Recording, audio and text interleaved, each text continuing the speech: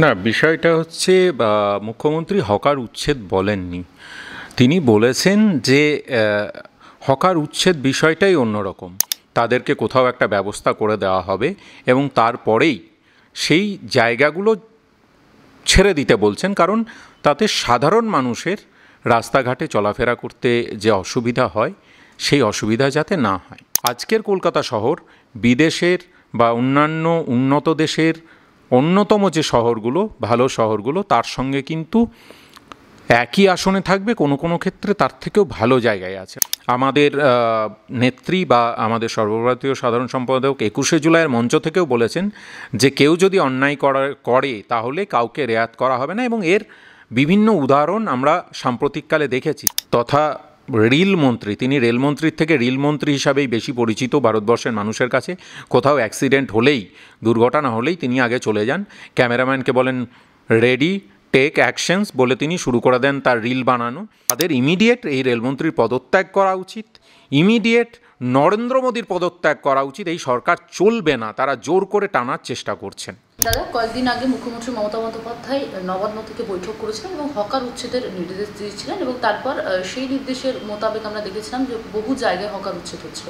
আজকে যে চিত্র কলকাতায় দেখা গেল যে হকার উচ্ছেদ করতে গিয়ে শাসক দলের শাসানিতে পড়তে হলো পুরো আধিকারিককে, কীভাবে দেখছেন বিষয়টা? না, বিষয়টা হচ্ছে মুখ্যমন্ত্রী হকার উচ্ছেদ বলেননি। তিনি বলেছেন যে হকার উচ্ছেদ বিষয়টাই অন্যরকম। বিভিন্ন সময় দেখা যাচ্ছে যে রাস্তার ফুটপাত দখল হয়ে যাচ্ছে এবং বেআইনিভাবে দখল হয়ে যাচ্ছে। সেটার জায়গায় যারা ব্যবসা করতে চান সঠিকভাবে তাদেরকে তাদের পুনর্বাসন দেওয়া হবে আগে, অর্থাৎ তাদেরকে কোথাও একটা ব্যবস্থা করে দেওয়া হবে এবং তারপরেই সেই জায়গাগুলো ছেড়ে দিতে বলছেন, কারণ তাতে সাধারণ মানুষের রাস্তাঘাটে চলাফেরা করতে যে অসুবিধা হয় সেই অসুবিধা যাতে না হয়। এখন একটা ঝকঝকে শহর, আমরা রাস্তা দিয়ে যখন যাই, এমনকি বিদেশ থেকেও যারা আসেন, আজকের কলকাতা শহর বিদেশের বা অন্যান্য উন্নত দেশের অন্যতম যে শহরগুলো, ভালো শহরগুলো, তার সঙ্গে কিন্তু একই আসনে থাকবে, কোনো কোনো ক্ষেত্রে তার থেকেও ভালো জায়গায় আছে হয়, এবং তার সঙ্গে দাঁড়িয়ে রাজ্যের বিনিয়োগ, রাজ্যের পর্যটন, বিভিন্ন কিছু জড়িয়ে আছে।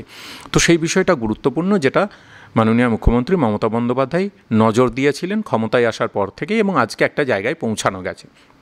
সেই বিষয়টাকে যাতে নষ্ট না করা হয় তার জন্যেই তিনি বলেছেন যে যারা আছেন, আমরা কাউরির রুটি রুজি রোজগার সেইগুলো বন্ধ করতে চাই না।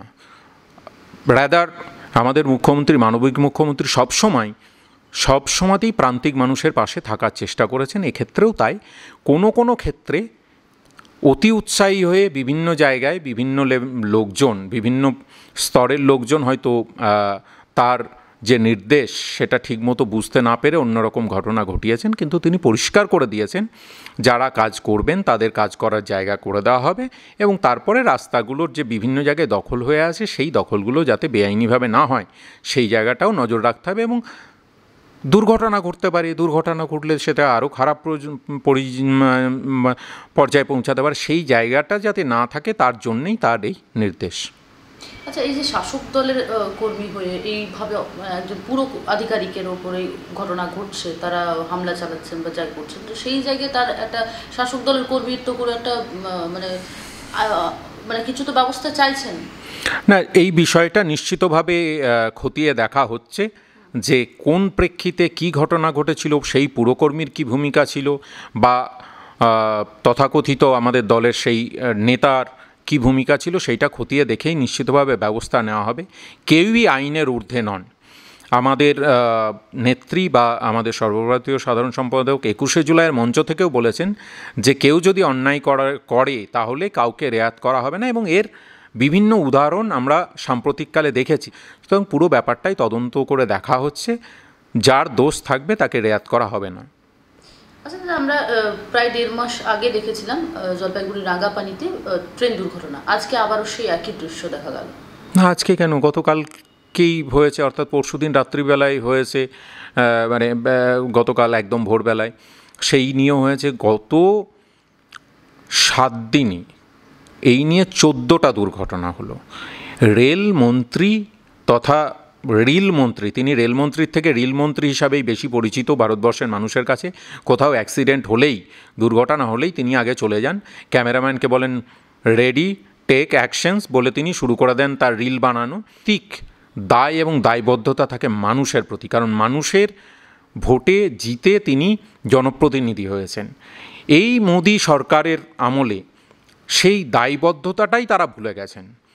অলরেডি 2024-এর নির্বাচনে মানুষ জবাব দিয়েছে, তা সত্ত্বেও তারা সংযত হচ্ছেন না বা তারা শিখছেন না, ভুল থেকে শিক্ষা তারা নিচ্ছেন না। রেলমন্ত্রী আগে কোথাও কোনো বড় দুর্ঘটনা ঘটলে দায় নিয়ে নৈতিক দায় নিয়ে পদত্যাগ করতেন। 2000 সালে আজকের মুখ্যমন্ত্রী মমতা বন্দ্যোপাধ্যায় তৎকালীন রেলমন্ত্রী ছিলেন। দুর্ঘটনা হওয়ার পরে তিনি দায় নিয়ে রেলমন্ত্রী হিসাবে পদত্যাগ করেছিলেন। লাল বাহাদুর শাস্ত্রী পদত্যাগ করেছিলেন। এইরকম অনেক উদাহরণ আছে যারা রেল দুর্ঘটনার পরে পদত্যাগ করেছিলেন। অথচ আশ্চর্যজনকভাবে এদের নির্লজ্জতা প্রকাশ পাচ্ছে। কোথাও দায় স্বীকার করছে না, উল্টে সংসদে গিয়ে জাস্টিফাই করার চেষ্টা করছেন।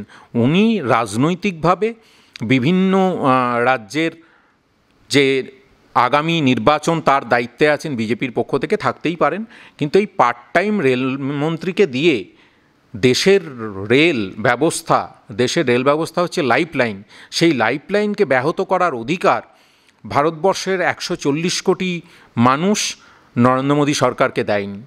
অত্যন্ত লজ্জার বিষয়, দুঃখের বিষয়, তারা নীতিহীন, দায়বদ্ধতাহীন একটা নড়বড়ে সরকার জোর করে টেনে নিয়ে যাচ্ছেন।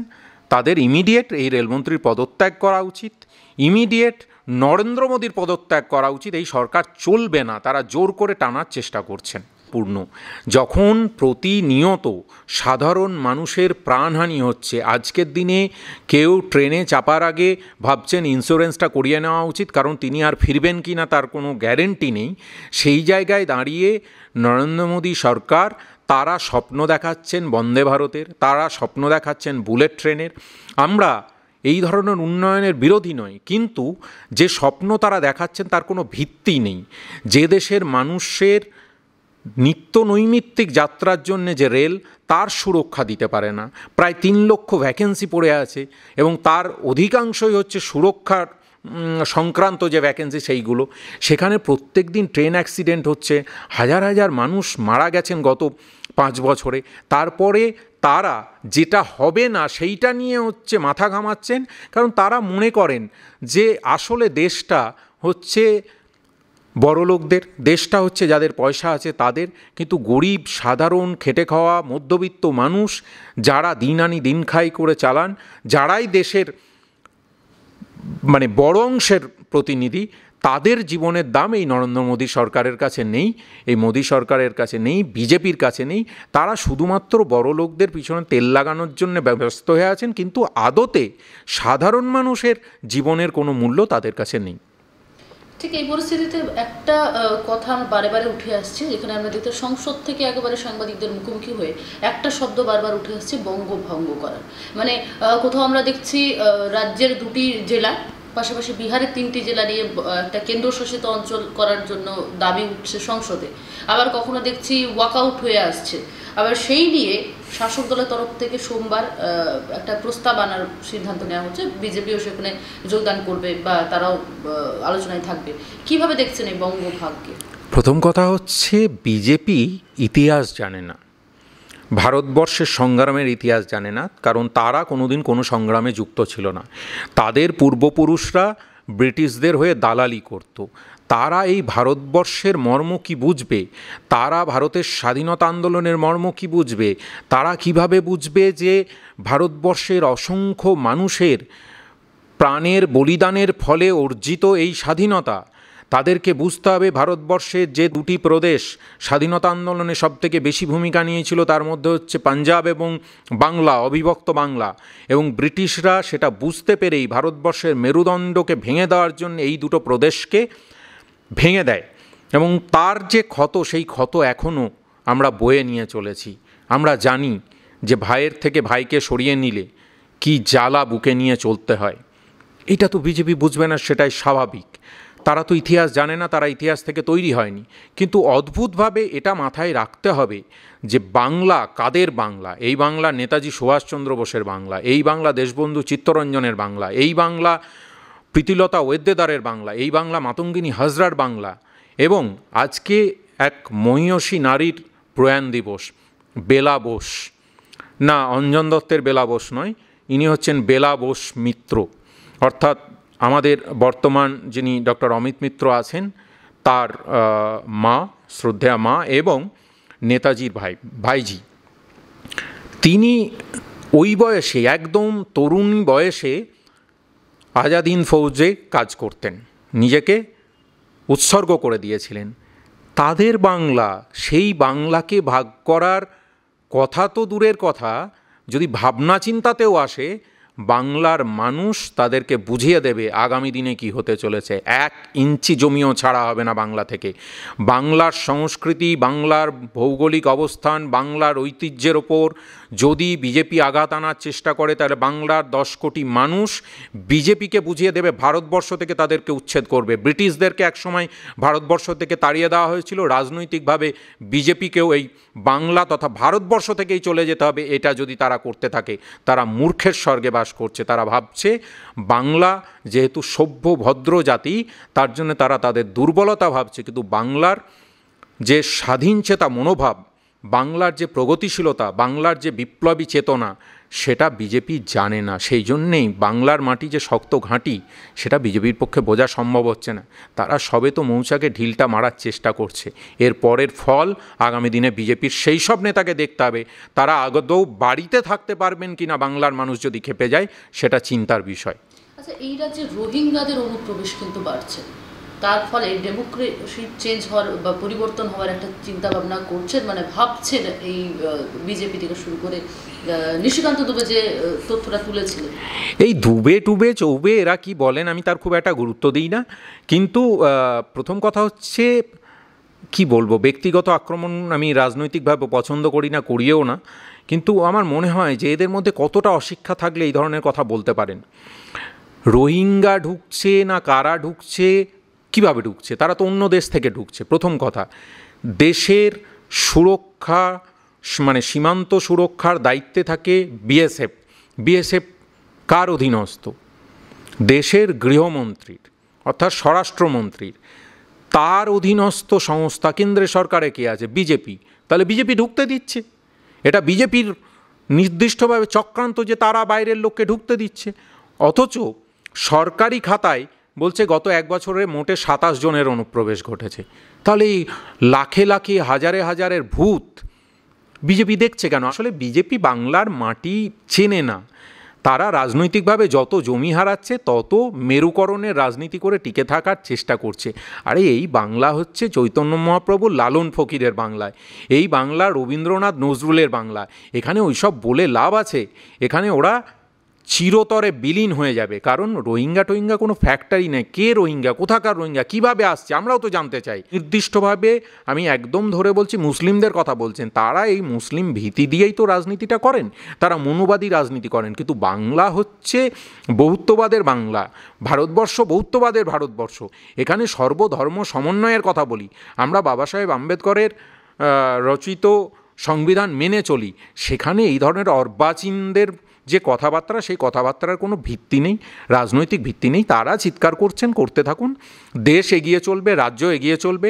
আমরা এই লক্ষ্যে কাজ করছি যে আগামী দিনে আমাদের রাজ্য কোথায় পৌঁছাবে। আমরা এই লক্ষ্যে কাজ করছি আগামী দিনে ভারতবর্ষ পৃথিবীর মধ্যে শ্রেষ্ঠ স্থানে পৌঁছাবে। আর সেখানে তারা এই রকম রাজনৈতিক চক্রান্ত করে দুঃস্বপ্ন দেখছেন যে বাংলা দখল করে নেবেন। এত সহজে হবে না। এই সমস্ত মিথ্যাচার দিয়ে বাংলাকে ভোলানো যাবে না। দিলীপ ঘোষ একটা পোস্ট করছেন যেখানে দেখা যাচ্ছে এসএসকেএমে বিড়ালের ভর্তি। সেখানে তিনি বলছেন এটা হাসপাতাল না পশুরালয়। দেখুন, দিলীপ ঘোষ তো মাঝে মধ্যে কী বলেন কি বলেন না সেটা আমি বুঝতে পারি না। অবশ্য ওনাকে বলতে হয়, কারণ রাজনৈতিকভাবে টিকে থাকার একটা দায়বদ্ধতা আছে। এই মুহূর্তে বিজেপিতে ওনার হাতে কিছুই নেই। বিজেপিতে উনি আছেন না নেই সেটাই বোঝা যাচ্ছে না। এক সময় সাংসদ ছিলেন, রাজ্যের সভাপতি ছিলেন, তারপরে জাতীয় স্তরের নেতৃত্ব ছিলেন। সেই সব এখন সবই গেছে। এখন কিছুই নেই, উনি ঘটিহারা হয়ে বসে আছেন, তাই এইসব বলে বোধহয় সংবাদ মাধ্যমে দৃষ্টি আকর্ষণ করে কিছুক্ষণ টিকে থাকার চেষ্টা করছেন। এর বেশি দিলীপ ঘোষের কথার কোনো গুরুত্ব আছে বলে আমি মনে করি না।